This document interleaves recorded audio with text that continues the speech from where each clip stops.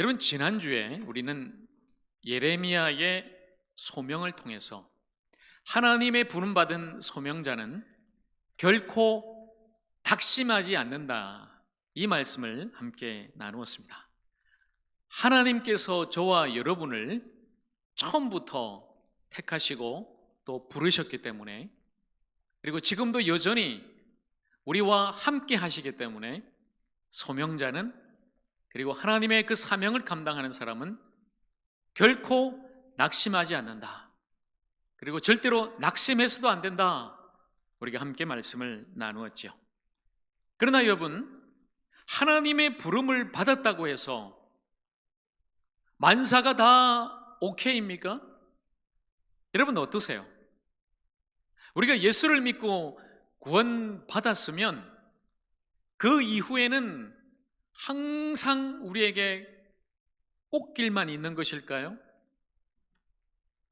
많은 분들이 넘어지고 또 오해하고 착각하는 것이 바로 이거죠. 내가 예수를 믿기만 하면 구원받아 죽어서는 천국 가고 이 땅에서도 아무런 어려움 또 고난 시련 없이 그냥 모든 것이 형통하고 건강하고 잘 되고, 가정도 평안, 사업도 형통, 직장생활도 잘 되고, 우리 자녀들도 좋은 대학, 좋은 직장, 좋은 결혼, 태문도 열리고, 모든 것이 그냥 다 잘 될 줄로만 생각한다면 그것은 착각이죠. 여러분, 오히려 예수 믿고 구원받은 성도들에게도 환난 질고가 많다는 것입니다. 욥처럼 까닭없는 고난도 우리에게 있다는 것입니다. 소명에는 반드시 어려움이 따르는 것입니다. 하나님의 부름을 받아서 예레미야가 선지자가 됐습니다. 하나님의 보냄을 받고 그 백성들에게 말씀을 전했어요. 백성들이여, 다시 여러분이 회개하고 하나님 앞에 돌아오십시오. 아니면 여러분 망합니다. 그렇게 하나님의 말씀을 전했을 때 예레미야의 그 말을 백성들이 잘 들었을까요? 그렇게 그냥 만사가 오케이면은, 만사가 형통이면은 좋겠지만 그러지 않았습니다. 백성들은 예레미야의 말을, 하나님의 말씀이죠, 듣질 않았습니다. 오히려 그렇게 하나님 말씀을 전하는 예레미야를 가짜라고 매도했어요. 저 가짜 선지자다, 우리에게 그냥 좋다 좋다, 평안하다 평안하다, 그렇게 말해주는 선지자를 진짜라고 믿었고, 오히려 정말로 하나님의 말씀을 전했던 예레미야는 저거 아니야, 저거 가짜야, 그렇게 매도했습니다. 그리고 박해하고 핍박합니다. 심지어 예레미야의 고향 사람, 가장 가까운 집안 사람들이 이 예레미야를 죽이려고 해요. 그때의 예레미야가 하나님 앞에 질문하죠. 여러분, 오늘 우리가 읽었던 이 예레미야의 질문이 바로 여기에서 나온 거예요. 이렇게 지금 너무나 힘들고 어려운 상황 가운데 예레미야가 지금 하나님 앞에 묻고 있습니다. 12장 1절 말씀, 내가 주께 질문하옵나니 악한 자의 길이 형통하며 반역한 자가 다 평안하면 무슨 까닭이니까, 이렇게 하나님께 묻고 있죠. 하나님 믿지 않는 사람들, 예수 믿지 않는 사람들, 저 세상 사람들은 다 그래도 잘 살고 아프지도 않고 사고도 안 당하고 사업도 잘 되고 자식들도 잘 나가는데, 이렇게 예수 믿고 구원받은 하나님의 백성, 나는 왜 이렇습니까? 오히려 하나님 부름받아 소명받아 하나님 사명 감당하고 말씀 전했는데 왜 이렇게 나는 어렵고 힘들고 핍박을 받고 박해를 받습니까? 이 무슨 일입니까? 이렇게 지금 하나님께 묻고 있는 것이죠. 하나님이 저를 보내시면서 쇠기둥이 되라, 노쌍벽이 되라, 그렇게 말씀하셨지만 더 이상은 이해가 되지도 않고 감당할 수 없습니다. 하나님, 소명인데 사명을 감당하는데 왜 이리 어렵습니까? 여러분, 이전에 그 나훈아 씨가 테스 형한테 물어본 게 있어요. 세상이 왜 이래? 테스형 세상이 왜 이래? 혹시 아십니까, 여러분? 세상에 많은 부조리와 불공평과 우리가 헤아리 알 수 없는 그런 불가사의한 인생의 많은 문제를 놓고 그렇게 따져 묻고 있는 거죠. 왜 의인이 고난을 당하고 악인은 형통합니까? 세상을 바라보고 사람을 바라보고 환경을 바라보면 우리는 이해가 되지 않고 낙심할 수밖에 없는 것입니다. 그 낙심 때문에 때로 주저앉아서 모든 것을 다 내려놓고 또 포기하고 싶죠. 자, 바로 그때 우리에게 필요한 게 뭘까요, 여러분? 힘들고 지치고 아프고 어려울 때, 이해되지 않을 때 주님께서 우리에게 찾아오셔서 따뜻한 위로 한마디 해주시면 얼마나 좋아요. 그래, 사랑한다 아들아, 사랑한다 딸아, 너 그동안 많이 애썼다, 고생했다, 힘들었지. 하나님이 그렇게 우리를 정말 안아주시고 위로해 주시면 얼마나 좋겠습니까? 그런데 여러분, 하나님이 예레미야를 그렇게 위로하지 않으십니다. 왜냐하면 지금 예레미야는 위로가 필요한 게 아니라 무슨 일을 만나도 누구를 만나도 흔들리지 않는, 그렇게 흔들림 없이 주님의 길을 갈 수 있는 주님의 사람, 바로 그 하나님의 선지자가 되어야 하기 때문에 주님은 오히려 이렇게 말씀하십니다. 바로 그 말씀이 오늘 12장 5절 말씀이에요. 만일 네가 보행자와 함께 달려도 피곤하면 어찌 능히 말과 경주하겠느냐? 네가 평안한 땅에서는 무사하려니와 요단 강물이 넘칠 때에는 어찌하겠느냐? 쉽게 말씀드리면 이거예요. 예레미야야, 너는 지금 사람과 달릴 사람이 아니다. 말과 상대할 사람이다. 편안한 땅을 걸어갈 사람이 아니다. 넘치는 강을 건너야 할 사람이다. 지금도 힘들다고 그러면은 어떻게 말과 달리겠느냐? 지금도 못하겠다면 어떻게 네가 강을 건너겠느냐? 지금 힘들다 하면 더 큰 일을 네가 어찌 감당하겠느냐? 예레미야야, 너 조금 힘들다고 지금 징징거릴 때가 아니다. 다른 사람에게 상처받고 하는 일과 그 사역이 힘들다고 약한 모습 보일 때가 아니다. 너는 그렇게 시시한 사람이 아니다. 아직 시작도 안 했다. 하나님이 지금 그렇게 말씀하시는 거예요. 예레미야를 향해서 더 큰 시련과 고난과 그러나 더 큰 사명이 너를 기다리고 있다. 예레미야야, 그리고 저에게, 여러분에게 하나님이 말씀하시고 계신 거예요. 그리고 한 가지 더요. 12장 6절 말씀입니다. 너의 형제와 아버지의 집이라도 너를 속이며 너의 뒤에서 크게 외치나니 그들이 너에게 좋은 말을 할지라도 너는 믿지 말지니라. 와, 이 말씀은 더 이해가 안 됩니다. 하나님이 위로해 주시는 말씀도 아니고 너 그렇게 징징거리지 마, 너 그렇게 시시한 사람 아니야. 그리고 이 말씀은 뭐냐면 너의 가장 가까운 사람도 너를 속인다. 지금 예레미야의 집안 사람, 고향 사람이 예레미야를 죽이려고 그러죠. 그들이 너의 앞에서는 좋은 말 하지만 너의 뒤에서는 너를 욕하고 비난할 거야. 그러니 너는 그들을 믿지 마. 하나님 이렇게 말씀하시는 거예요. 사람을 믿지 말라는 겁니다. 여러분, 저나 여러분 많은 경험을 하고 있지 않습니까?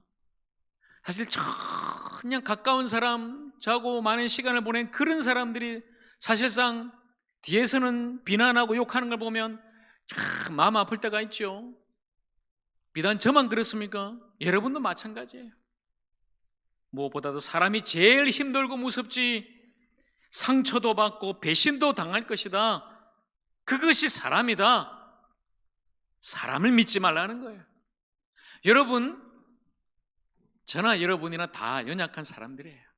사람은 신뢰의 대상이 아닙니다. 저도 마찬가지고 여러분도 마찬가지. 사람은 우리가 사랑할 대상이지 믿고 신뢰할 대상은 아니라는 거예요. 우리가 유일하게 믿고 신뢰하고 따를 수 있는 분은 하나님이십니다. 하나님이세요. 그러니 사람을 믿지 말고, 사람에게 상처도 받지 말고, 사람의 말에 휘둘리지도 말고, 사람이 누가 칭찬한다고 그 한마디에 일히 기뻐하고, 또 남이 여러분을 누가 욕하고 비난한다고 해서 일비 슬퍼하지도 말라는 거예요. 하나님만을 믿고 하나님만을 의지하라. 시편 146편 3절에서 5절 말씀입니다. 귀인들을 의지하지 말며 도울 힘이 없는 인생도 의지하지 말지니 그의 호흡이 끊어지면 흙으로 돌아가서 그날에 그의 생각이 소멸하리로다. 야곱의 하나님을 자기의 도움으로 삼으며 여호와 자기 하나님에게 자기의 소망을 두는 자는 복이 있도다. 아멘. 여러분, 귀인이 어디 있습니까? 그 사람이 여러분을 도와줄 것 같아요? 그 사람이 여러분의 인생을 책임질 것 같습니까? 절대로 그렇지 않습니다. 인생 의지할 수 없습니다. 한 줌 흙으로 돌아갈 그 인생 의지해서는 안 된다는 거예요. 유일하게 이 땅에서, 그리고 영원한 그 생명나라에서 우리와 함께 하시고 우리를 구원하시고 우리를 인도하실 분은 살아계신 하나님인 줄로 믿습니다. 여러분, 하나님만 믿고 의지하세요.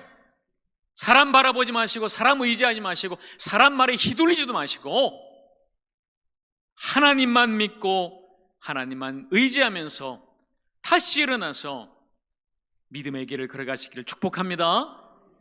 저를 돌아봤어요. 마지막으로, 자, 이제 저에게, 여러분에게 오늘 이 예레미야의 말씀, 예레미야가 하나님께 질문했고 하나님께서 예레미야에게 대답하신 이 말씀을 적용합니다.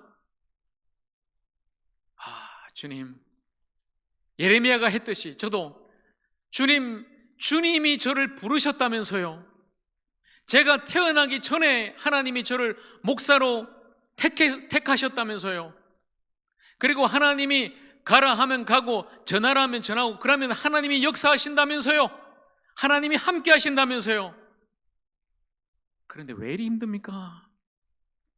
제가 제일 처음 사역할 때 25년 전에 교육전도사로 저 연희동 언덕 너머 개척교회를 섬겼어요.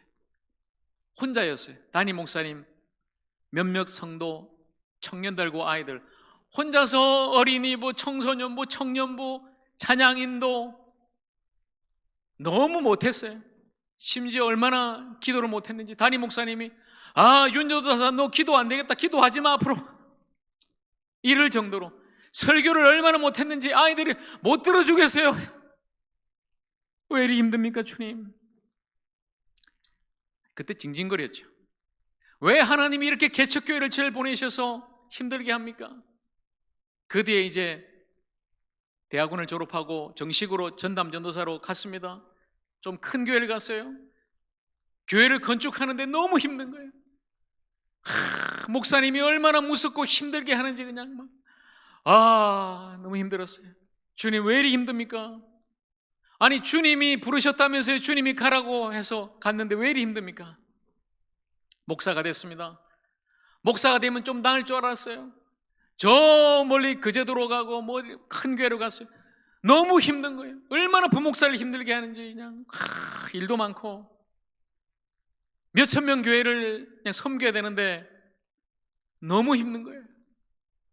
주님 너무 힘듭니다. 어렵습니다. 맨날 그냥 힘들다고 어렵다고 징징거리고, 아니 하나님, 아니 왜 이렇게 힘든데 저를 목회로 부르셨습니까? 그 말이 지금도 동일해요. 담임 목사가 됐지만 여전히 왜 이리 힘듭니까? 왜 이리 어렵습니까? 하나님 왜 보내셨습니까? 예레미야가 했듯이 마찬가지죠. 근데 하나님이 저한테 뭐라고 하시는지 아세요 여러분? 윤 목사님 너 좀 징징거리지 좀 마라. 아직 시작도 안 했다. 아니 그거 가지고 너 힘들다면 앞으로 너 어떻게 하겠느냐? 그래, 분명히 힘들 것이다. 힘들다. 그러나 내가 너를 불렀다. 내가 너를 보냈다. 그러나 내가 너와 함께 할 것이다. 목회하다가 힘드냐? 너 다시 일어나라. 다시 나를 바라보고 다시 이 길을 끝까지 나와 함께 걸어가자. 주님 말씀하시는 거예요.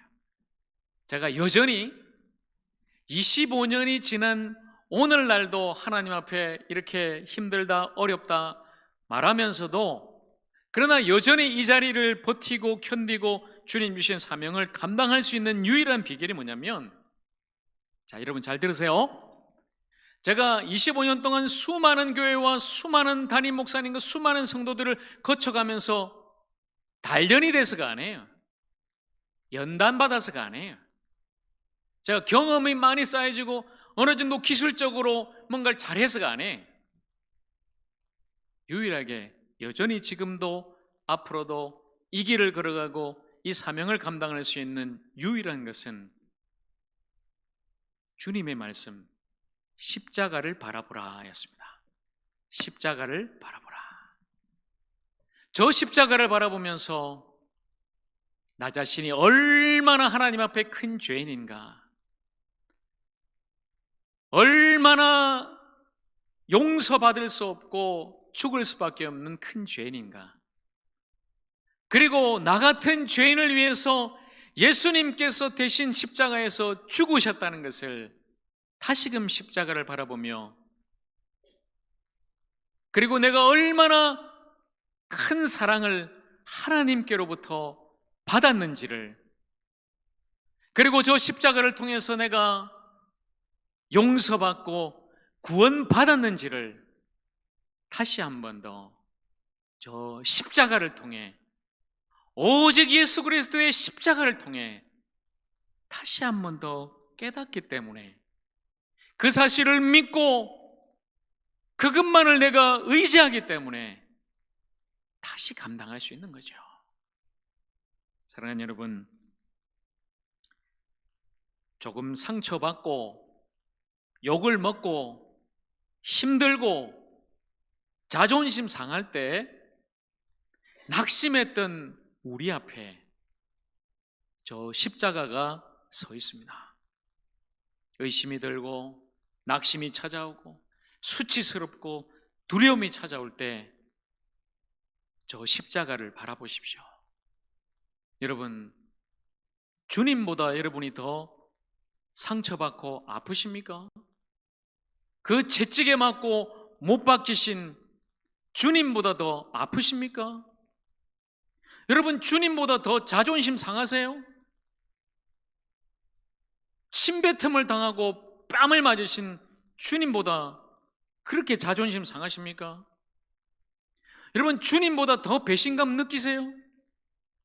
3년이나 데리고 다녔던 그 제자가 자신을 팔아넘기고 그 제자들 다 도망가 버렸는데 그 예수님의 배신감보다 더 하십니까? 여러분, 주님보다 더 버림받았어요?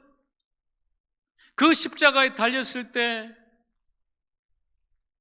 아버지 하나님마저 자신을 외면하고 버렸다는 사실을 깨달았을 때 주님은 그 십자가에서 절규했죠. 여러분, 주님보다 더 부끄러우세요? 다 발가벗겨져서 십자가에 높이 달려 그 고통과 수치를 당하신 예수님보다 더요. 그 십자가에 달리신 예수님을 생각하고 주님을 바라본다면 오늘 우리가 당하는 이 괴로움과 아픔과 배신감과 수치는 과연 무엇입니까? 사랑하는 여러분, 주님을 바라보십시오. 그리고 십자가를 바라보십시오. 마지막 말씀, 히브리서 12장 2절과 3절 말씀입니다. 믿음의 주여 또 온전하게 하신 예수를 바라보자. 그는 그 앞에 있는 기쁨을 위하여 십자가를 참으사 부끄러움을 개의치 아니하시더니 하나님 보좌 우편에 앉으셨느니라. 너희가 피곤하여 낙심하지 않기 위하여 죄인들이 이같이 자기에게 거역한 일을 참으신 일을 생각하라. 참으신 일을 생각하라. 그리고 예수를 바라보자. 여러분, 이 시간 십자가에 달리신 예수님을 바라보십시오. 그리고 그 예수님을 깊이 생각하십시오. 저와 여러분을 위해 우리를 대신해서 저 십자가에 달려 죽으신 예수님, 그리고 우리의 모든 죄를 사하시고 우리를 구속하사 영원한 생명을 주신 그 예수님, 그 예수님을 바라보고 십자가를 바라보시기를 간절히 축원합니다. 소명자는 그래서 낙심하지 않습니다. 여러분은 작은 시련과 상처와 아픔에 넘어지고 포기할 그런 시시한 사람이 아닙니다. 주님이 대신 십자가에 죽으실 정도로 사랑하신 하나님의 사랑받는 자녀입니다. 끝까지 사명을 감당하고 이 좁은 길을 걸어갈 주님의 제자들입니다. 우리 앞에 어쩌면 더 큰 고난이 기다리고 있을지도 모릅니다. 그러나 그것은 더 큰 사명을 감당하기 위한 디딤돌일 뿐입니다. 사랑하는 여러분, 다시 일어나십시오. 그리고 십자가를 바라보십시오. 예수님을 깊이 생각하십시오. 그리고 하나님만을 의지하십시오. 누가 뭐라고 그래도 여러분은 하나님이 부르시고 하나님이 함께 하시고 하나님이 보내시는 사명자들입니다. 기도하겠습니다.